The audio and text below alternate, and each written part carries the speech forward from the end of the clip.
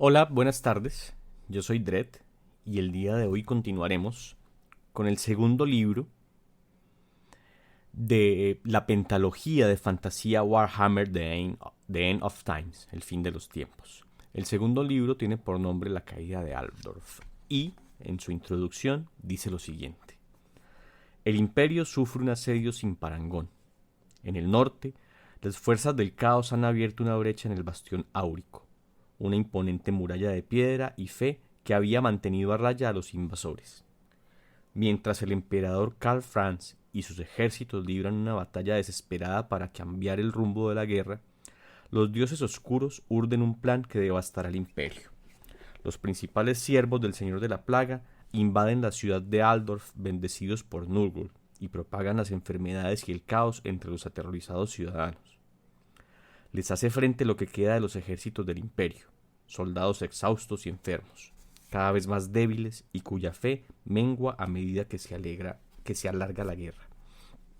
Pero otras fuerzas, tanto mortales como de una naturaleza más poderosa, convergen en Altdorf, pues es allí donde se librará la primera gran batalla en la guerra que debe poner el fin a todas las guerras. Este libro ha sido escrito por Chris Wright, eh, cuyas obras, en su gran mayoría, se configuran alrededor del mundo de Warhammer 40.000, pero pues aparece en esta pentalogía con este libro que, a mi parecer, fue uno de los mejores entre los 5 libros que configuran la pentalogía.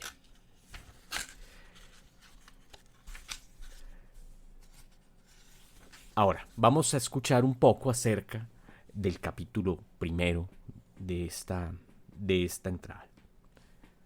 1. El frío viento del oeste sacudía las paredes de lona de la tienda y avivaba y hacía que chisporroteara el fuego de las antorchas. El único ocupante del habitáculo estaba arrodillado sobre las hierbas embarrada, con la cabeza inclinada ante un altar improvisado. De las hombreras, de la armadura, le caía una exquisita capa roja empapada por la lluvia. Con las manos enfundadas en guantaletes, rodeada la empuñadura de la espada desenvainada y con la punta hincada en el suelo, a la manera caballeresca. Tenía los ojos cerrados y la cabeza descubierta, con el rostro enjuto y noble sumido en oración. Exhibía un cuero cabelludo afeitado y moteado de marcas de la batalla, barro, sangre, regueros de sudor seco. El altar era pequeño y lo acompañaba junto con el resto de su equipaje desde el primer día.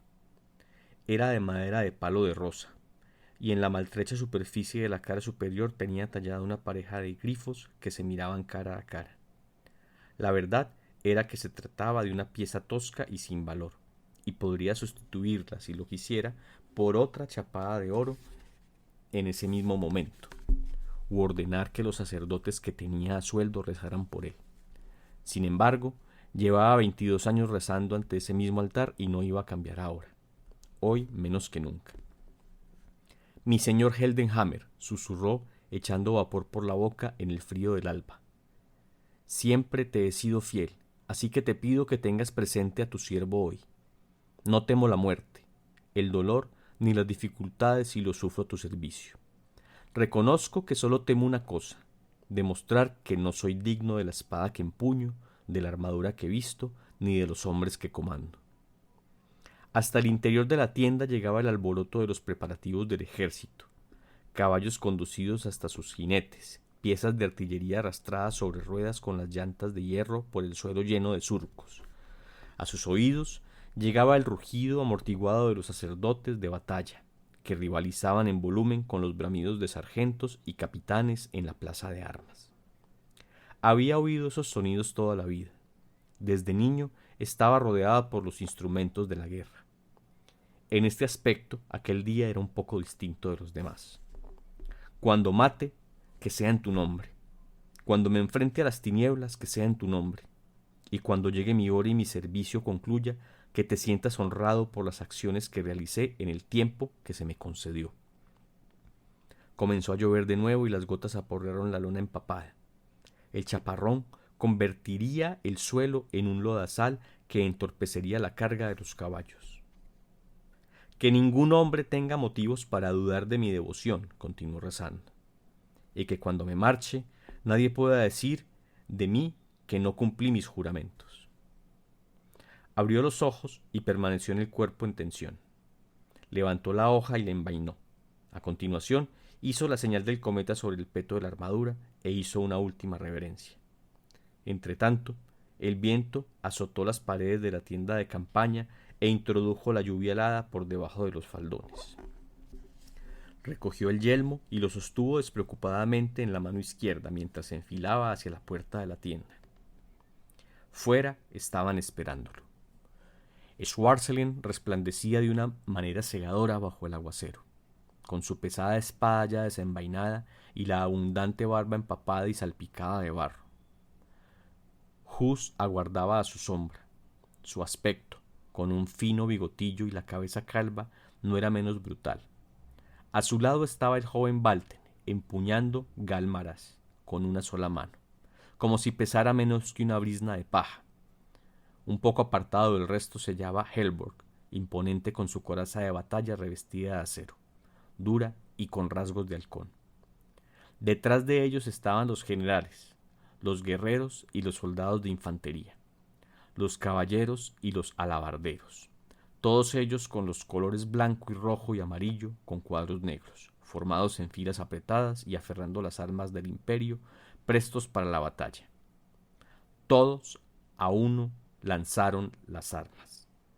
Karl Franz, gritaron al unísono. En ese momento, el conde elector de Reikland, príncipe de Aldorf, portador del sello de plata y del colmillo rúnico, Drachensam, emperador de la sagrada herencia de Sigmar, entre las montañas del fin del mundo y el gran océano, hizo un gesto de asentimiento con la cabeza. «Caballeros», declaró, «comencemos». Heffengen, como todas las ciudades de Alto Ostermark, estaba fortificada. Unos gruesos muros de piedra cercaban sus apretadas calles de viviendas de zarzos y barro empinados y tejados de tejas. Esta muralla, sin embargo, se hallaba en un estado lamentable debido al abandono que la había condenado al negligente burgomaestre de la ciudad, cuyo cuerpo colgaba ahora de una horca colocada sobre las puertas. Tal vez el burgomaestre lo había hecho mejor que había sabido.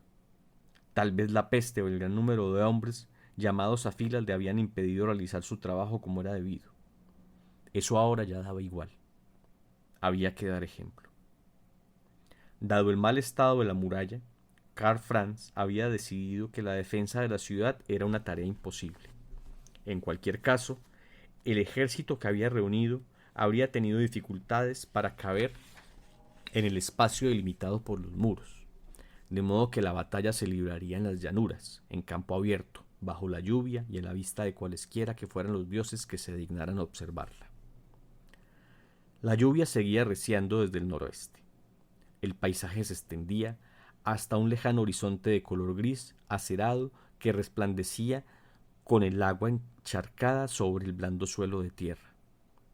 Un puñado de árboles se alzaban aquí y allá, con aspecto tenebroso, y la silueta recortada sobre el fondo del plomizo cielo lluvioso.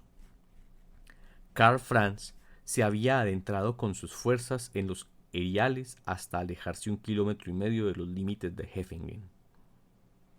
El profundo barranco del río Revesnesch, que serpenteaba hacia el norte hasta la corriente más caudalosa del Talabek, limitaba el campo de batalla por el este.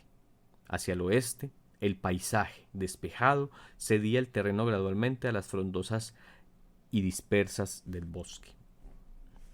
El enemigo llegaría desde el norte, como siempre. Se desplegarían de los páramos, todavía eufóricos por la masacre que acababan de perpetrar en el bastión áurico, y sus pezuñas revestidas de latón levantarían terrones de tierra mojada. Los primeros en atacar serían los sabuesos, que se abalanzarían sobre ellos con las fauces abiertas. A continuación lo haría la caballería, con sus monturas de ojos rojos, y por último, caminando a trancos sobre sus pezuñas hendidas, los gigantes acorazados de yelmos, llenos de pinchos y con calaveras colgándoles de las armaduras embadurnadas de sangre. El enemigo se presentaría en formaciones desordenadas, azuzado por el deseo irrefrenable de matar. La única ventaja de los hombres mortales era la disciplina. Así había sido durante cientos de generaciones. El frenesí irracional se toparía con las ordenadas filas de acero imperial. El general Talf había solicitado con insistencia que se le concediera el honor de proteger el flanco oriental. Sus soldados de Ostermark formaban ordenadamente en cuadros de alabarderos y de piqueros, apoyados por unidades de artillería y de espadas, incluido un contingente de ogros mercenarios que sobresalían del resto de los guerreros. Hus había traído consigo a sus fanáticos seguidores para reforzar las filas de Talf, si bien la mera presencia del sacerdote guerrero valía más que la suma de todos los devotos exaltados que lo acompañaban. Valten, como siempre, escoltaba a su mentor. Karl Franz lo había visto partir. Le producía cierta incomodidad ver el martillo de guerra sagrado en unas manos que no eran las suyas. Gelt le había manifestado su oposición a esa decisión desde el principio, pero él no había tenido la potestad de tomarla. ¿Qué te ocurrió?, se preguntó Karl Franz mientras rumiaba acerca de la caída en desgracia y la partida de Gelt. ¿Fue el orgullo? ¿O cómo les ha ocurrido a muchos antes que ti, la mera desesperación? Habían cambiado muchas cosas últimamente, y en un periodo de tiempo muy breve. El inexpugnable bastión defensivo de Baltasar Gelt había erigido a lo largo de la frontera septentrional del imperio por fin había cedido, y las hordas de los desiertos se habían precipitado imparablemente al interior de Ostermark, como sangre que emana de una herida. El esfuerzo del mago dorado para sostenerlo había acabado por hacerle perder el juicio y le había condenado a asociarse con almas descarriadas a las que habría escupido a la cara cuando estaba cuerdo. Gelt no merecía su caída en desgracia, sobre todo después del servicio que había prestado, pero eran muchos los que no merecían el destino que habían corrido y no había tiempo para compadecerse de todos. Ahora podrías estar aquí, luchando a nuestro lado. Tus hechizos podrían haber hecho que diera media vuelta. Vos no marcharéis, gruñó Schwarzschild. Karl Franz sonrió. Su guardaespaldas llevaba varias semanas luchando sin descanso, primero en el bastión y luego formando parte de la unidad que se había replegado hacia el sur desde la brecha abierta en Alderfen. Estaba recubierto por una costra de mugre, que incluso se le había adherido a los rizos de la poblada barba. Eso lo decidiré yo, Ludwig, le recordó Karl Franz. Ludwig tiene razón, mi señor, intervino Helborg. Quieren acabar con vos.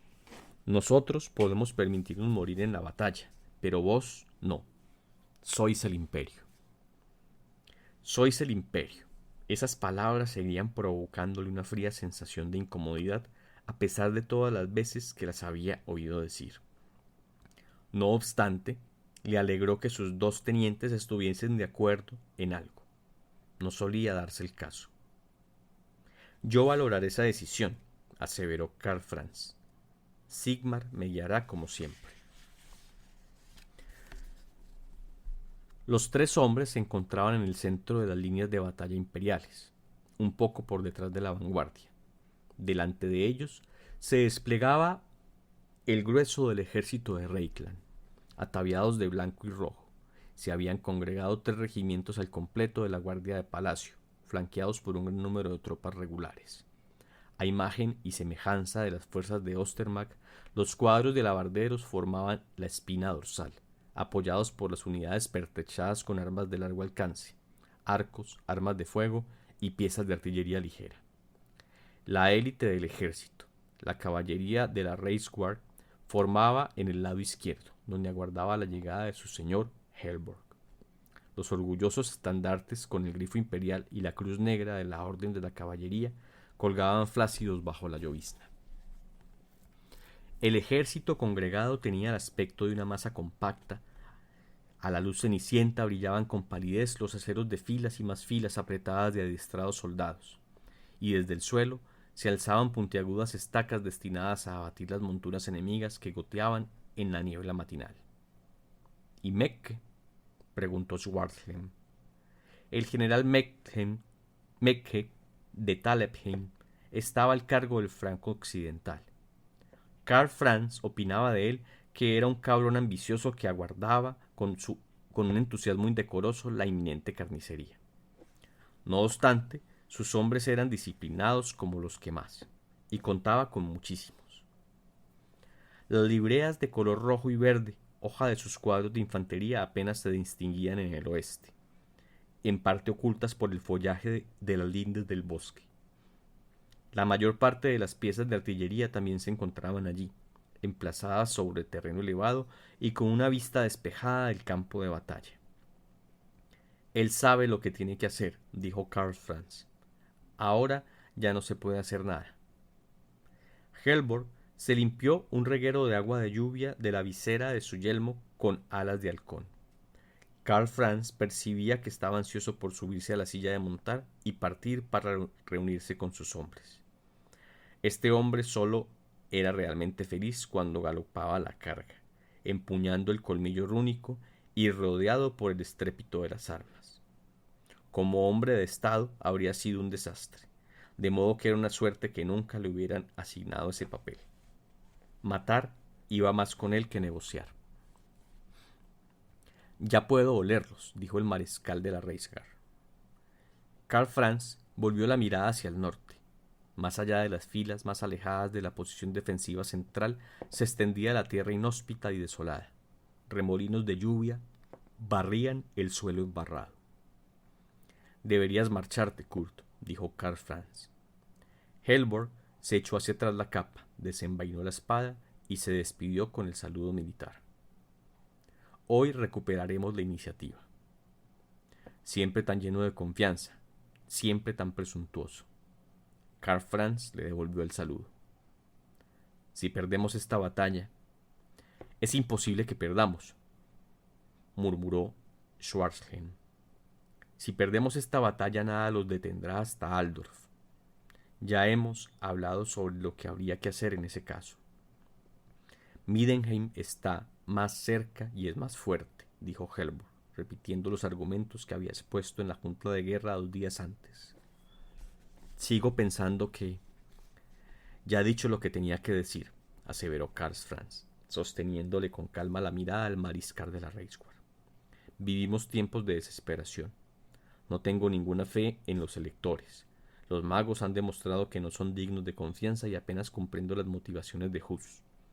Sonrió y le dio a Helborg una palmada con la mano enguantada en la espalda. «Somos el imperio. Somos hombres. Altdorf es la clave. Siempre lo ha sido. Y ellos también lo saben». Por un momento dio la impresión de que Helborg iba a contradecir esta afirmación, pero entonces inclinó la cabeza. «No importa. Enterraremos sus huesos en este campo de batalla. Hoy revertiremos la situación». «Bien dicho», repuso Karl Franz. «Ahora vete y que te acompañe la fe. Siempre».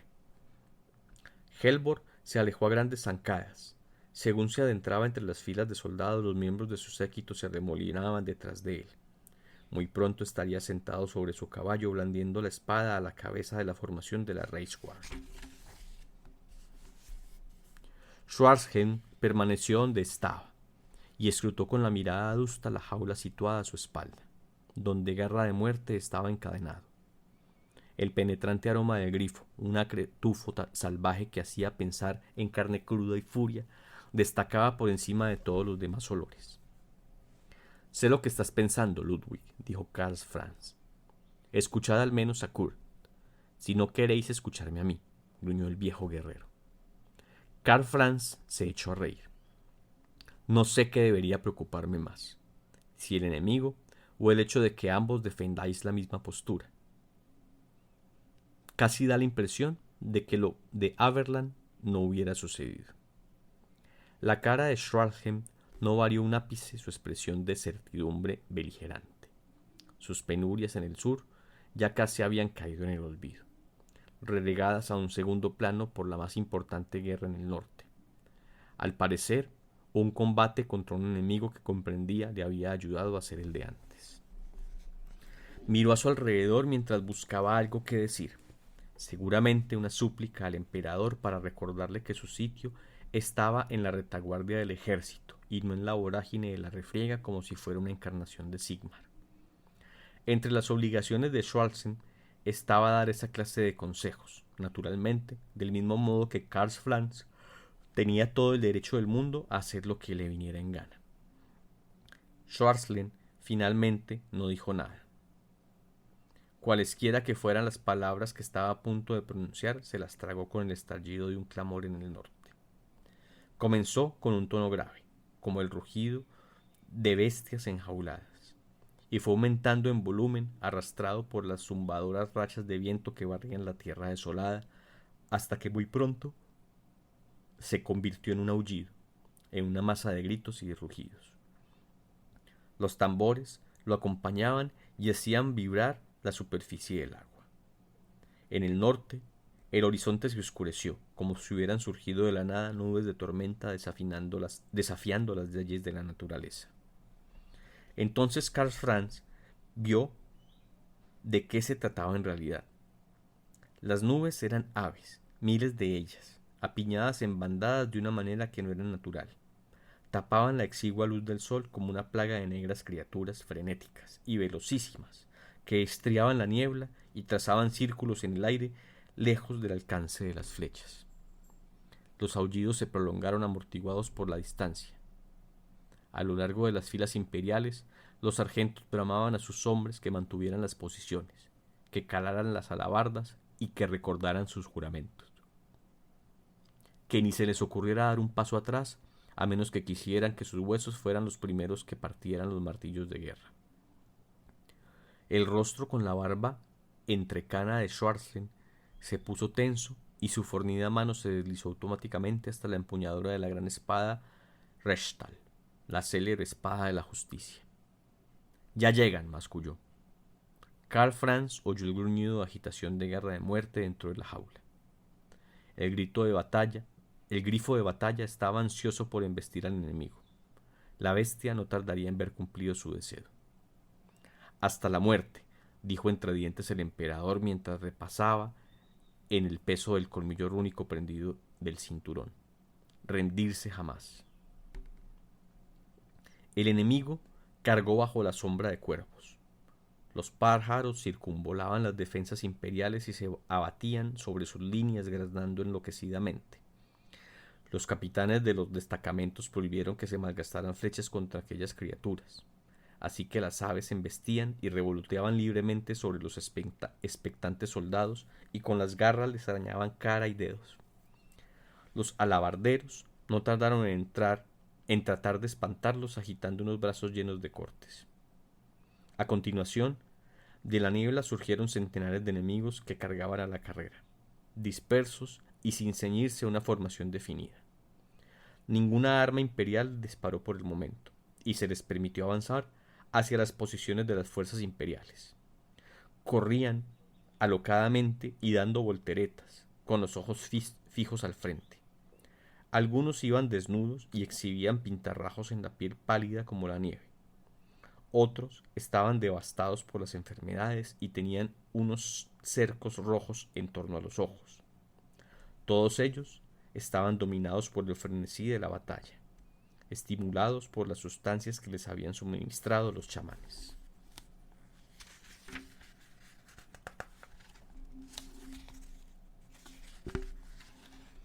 Helborg hizo una mueca de asco cuando los berserkes que marchaban en cabeza se abalanzaron contra las primeras líneas de piqueros. Vio cómo un esquelético demente se empalaba en una de las estacas destinadas a la caballería y se contorsionaba ensartado en ella en una especie de estado de éxtasis. Otros embestían a las tropas defensoras y las alabardas subían y bajaban desgarrando entrañas apestadas. Helborg notó que su montura se estremecía debajo de él. El caballo de batalla sabía lo que se avecinaba y estaba ansioso por entrar en acción. El viento frío, todavía estriado por una fina lluvia, silbaba al rozar la barda y enfriaba los músculos del animal guarnecidos debajo de ella. «Tranquilo», musitó, sujetando con suavidad las riendas.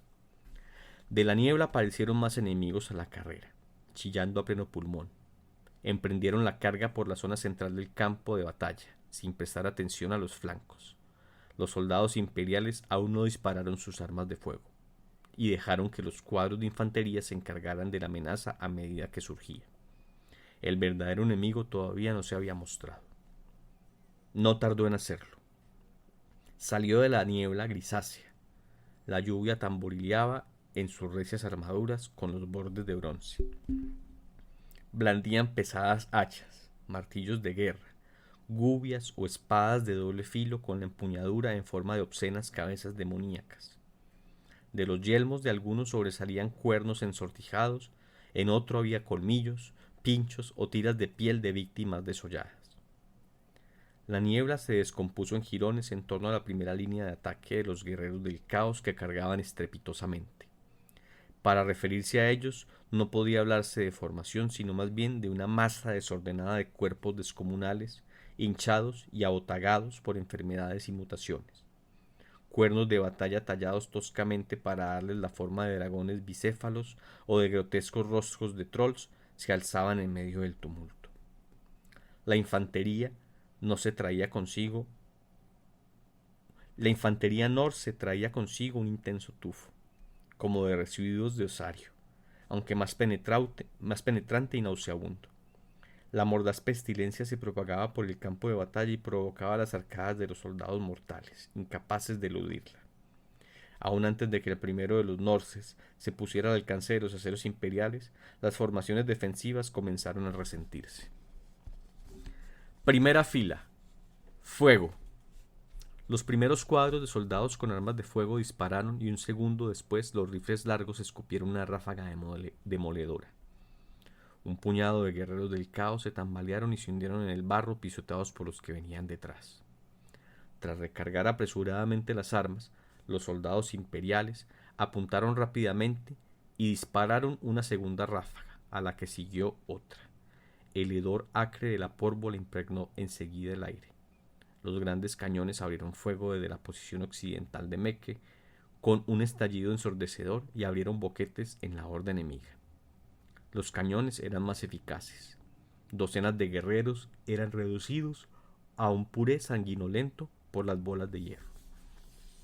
Ni siquiera las más gruesas armaduras eran defensa suficiente contra una cadencia de fuego tan disciplinada y continua. Los Norsers y los Berserkers saltaban por los aires indiscriminadamente, y los fragmentos de sus armaduras salían disparadas hacia las bandadas de cuervos que sobrevolaban el campo de batalla. Un paladín descomunal, coronado por una cornamenta y cubierto con placas de armadura superpuestas de la anchura de una mano humana, recibió de lleno una bala de cañón en el cuello que lo decapitó de cuajo. Su cuerpo se tambaleó durante unos segundos, hasta que la marea de la carga lo engulló. Sin embargo, aún no era suficiente. Los gritos y los aullidos se tornaron ensordecedores. Cuando más guerreros irrumpieron en el campo de batalla. El estruendo no tardó en crecer hasta el punto de que fue imposible oír los bramidos de los capitanes. El suelo temblaba bajo los pesados pasos de las botas con las suelas de hierro, y en el norte, la sombra envuelta por la lluvia de miles y miles de guerreros del caos ocupaba todo el horizonte. Para entonces, la avanzada de los norses había alcanzado a los berserkers y embistió a los estáticos defensores. La mayoría de los destacamentos aguantaron con tesón cuando el enemigo, cegado por el frenesí de la batalla, se arrojó directamente contra la muralla de alabardas caladas. No obstante, cada impacto hacía retroceder un paso a los soldados, hasta que comenzaron a abrirse huecos en la formación. Las astas de las alabardas se partían, los brazos se rompían, los pies resbalaban en el fango y los cuadros se combaban. La sangre corría libremente.